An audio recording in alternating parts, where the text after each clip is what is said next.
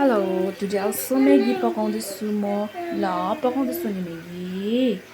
हाम्रो छोराको लागि म्यागी खाने रे के खाने रे भाइ म्यागी खाने ल पकाउँदैछु म ल म्यागी म्यागी खाने रे मेरो छोराले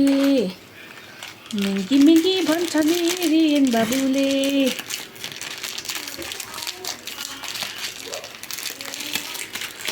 यो शरीर तिम्रै मन्दिर हो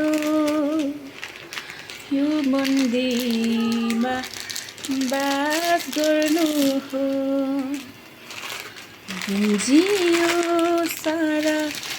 प्राण तिम्रै नै यो मन्दिरमा बास गर्नु हो आउनु हो आउनु हो जीवनले